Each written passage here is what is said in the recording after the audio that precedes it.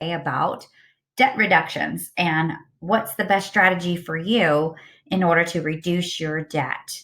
Now, if you recall from one of our prior segments, Man is Not a Plan budgeting, we talked about the different areas of our budget. One of those areas was our funds section. And our funds section, we talked about different ways of cutting costs. So I hope you did your work. I hope you've already did all of that. And now you've been able to cut some costs down to free up some money so we can throw that money now towards the debt reduction and getting that debt reduced down to zero or as minimal as possible in order to free up more money for another segment in which we will talk about what to do with that money once you've got some freed up cash and how can we make our money make us more money, which is, awesome. So we're going to jump in today with a very, very, very quick video on a couple of different strategies in order to reduce our debt. And I can tell you there's multiple ways out there to do this, but we're going to talk today just about two and discuss those at a very, very top level. And hopefully you'll find this very helpful. And if you have questions, of course, just give me a quick message. So I'm excited to be able to bring to you today, being able to talk to you, plus show you spreadsheets, which is like, you have no idea how exciting that is for me because spreadsheets are pretty much my life every day. Yeah, I said that. Yeah, I'll put that out there. I'm a little boring, but now that I can share it with you, we're going to make you the spreadsheet queen and guru. And so I'm really excited to be able to share this and be able just to show you with real live numbers what it is exactly I'm talking about. So we're going to jump in there. I do have my screen shared with you right now, and we're going to jump into a calculator. So before we jump into that calculator, I'm going to give you a little bit of a background. So let's just say we have this fictitious person who has a couple of different types of debt. They have some auto loans, they have some credit card debt, just things like that nature, maybe some school loans. And so I threw it all into this little spreadsheet. And so what I want to show you is what's going to happen if you just make those minimum payments and you have varying interest rates, varying balances like most of us do. What is that going to look like? Like, how long are you going to be in debt? I mean, have you even done that calculation? Have you ever looked at your bills in that way? So we're going to do that today. And then we're going to jump into, okay, I listened to the other segments and I've shaved down some costs and I was able to find $200 worth of savings in cutting my expenses down that will allow me to pay down my debt faster. So I'm going to contribute that $200 plus whatever it is I've already been paying as far as the minimum payment. So disclosure here, I've never said don't pay your credit cards or your debt. Always make the minimum payment on everything. But what we're going to do is we're going to add on top of that an additional $200 or whatever it is you found in your budget that you could squeeze out in addition to those minimum payments. Okay. Let's jump right in there into looking at our debt and how long it's going to take us to pay all of that off and what kind of interest we're going to end up paying on that debt. And I think for some of you, this is going to be a little surprising. It's going to be a little shocking at how much you're actually going to spend for those transactions that you pay an interest rate on. So I'm a little scared, but let's jump right in here and do it. So here's the calculator. And again, this is one that I saw online. You can find these everywhere. And I'd be happy to share something with you if you find this one to be fun. So what you'll do is you'll come into this section, and this is where you're going to fill in all of your information in this little top area right up in here. And so that's going to be right in here, your credit card, your auto loans. You're going to fill in all of your balances right here, your interest rates, and then payments. And then this right here is going to be a total of your then in terms of payments every month. So this fictitious person is spending $800 a month in all of these various debt loan payments. So that's where this calculation comes in. So if you don't have any kind of a strategy, you don't have anything going on, and you're just making your minimum payments, you've got $40,000, $40,500 to be exact, of debt. When you pay that off, you're going to end up paying $21,552 in interest, and you will. Kind of sounds like a bummer to me. I don't know about you, but I don't really like the way this sounds. So making a payment of here, I'm going to put in, we found $200.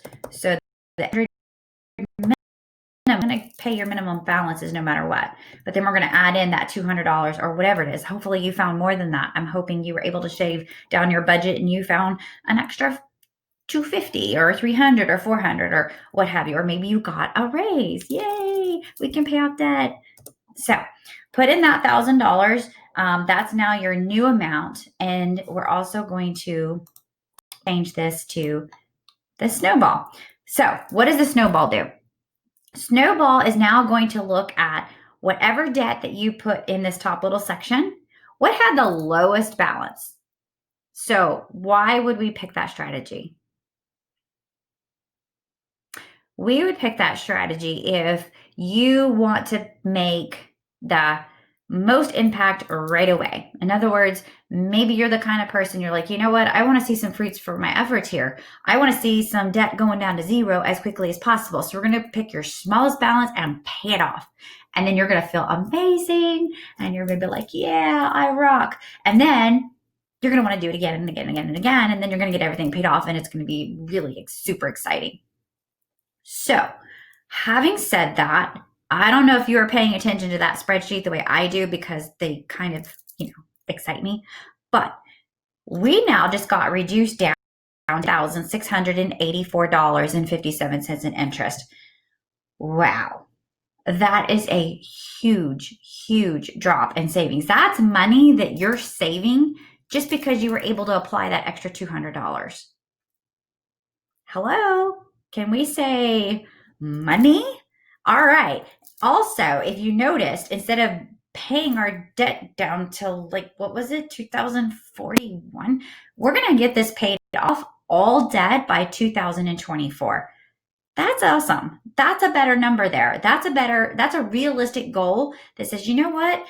In the course of a little over 4 years, I'm going to be debt free. How amazing would that feel? I like this idea. So let's just say that's going to go in line with our long-term strategy. 5 years from now, we're going to be doing, wait for the next video, because we're going to talk about what we're going to do with this money whenever we free it, because that'll be exciting. All right, that was method number one. It's that simple, people. So simple. But what if we want to take a different strategy? There is another strategy called the avalanche method.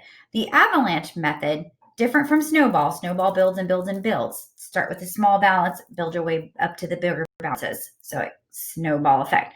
Avalanche now is just, we're going to attack the biggest culprit. Is just going to come crashing down. Okay, so how does that happen? Well, we're going to then pay off the debt that has the highest interest rate. And what that's going to do for us is that's going to allow us to save even more money in terms of interest rate penalties, or I call them penalties because that's what they are, they're fees. We are paying to borrow this money, and so we're going to pay off whatever's costing us the most money first, and then go to the next debt that has the lowest interest rate. So we're going to kind of go down, down, down, down. So let me show you that in a spreadsheet. The one that had the highest interest rate was credit card number 2. So we're going to still use the minimum payments before. We're going to get that extra $200, and we're going to apply that towards card number 2. It has the highest interest rate. When this gets paid off, then we're going to jump to credit card number 1 because it's at a 13%. When that gets paid off, we'll go to this auto loan 2. Then we'll go to the auto loan 1. And then we'll finish up with that student loan at 4%. Now, keep in mind, you're still running your minimum balances. You're just taking that extra $200 and throwing it onto each one of these cards. And then whenever that card is paid off, for example, when your card number 2 is paid off, you have that additional $200 plus now you're going to have an extra $90 that you were putting towards that minimum balance to go towards the next balance, which is the card number 1. Does that make sense? So it's just going to keep getting bigger and bigger. Your payments are pretty much the same. You're still spending $1,000 a month. It's just how are you distributing that $1,000, okay? So what happens then when we apply the avalanche method? So keep in mind, with the snowball, we already got a reduction. We already reduced our interest rate down to 96.84. But if we use the avalanche,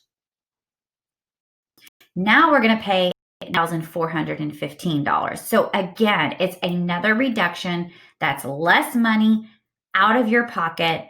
Total spending is reduced down. Now, keep in mind, this is more money in your pocket. So why would a person want to choose one versus the other? I can tell you it could be a lot of different things. And if you want to run your specific scenario by me, and I'll be more than happy to give you my advice, but that's all it is. It's just my opinion, and I'll be more than happy to help you with that. But I'd also tell you, sometimes it has to do with the personality. So some of the people that I've advised in the past, they're more of that, like I talked about before. They want to see the fruits of their efforts. They want to see some progress going on. And there's a lot of advisors out there that really love that snowball effect method. That's just their go-to. They just love it. And so you'll start seeing those balances getting paid off first.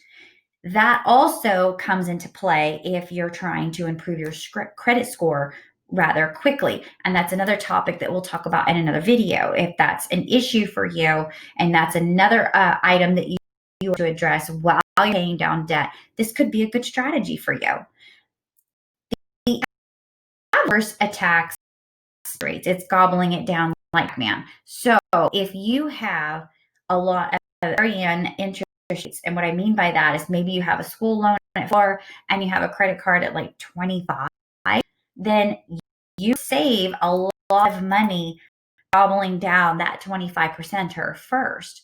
But if your debt is, kind of in line at the, 5 to 6, maybe 7% rate, there's really not a huge lot of variation, then there's obviously other factors that we can talk about, like your credit score, that we can dive into. So it really is a person-to-person type strategy, and it's going to depend on your very, very specific situation. So feel free to reach out to me. Anywho's, I hope you guys enjoyed this and got something from it. And if you did, please feel free to share it or give me the likes and let me know if there's something else that you want to touch on, a topic that you want to. But again, thank you so much for joining me and joining me in Spreadsheet World, because I'm super excited about that. More to come from this, and I hope to see you guys soon. Take care.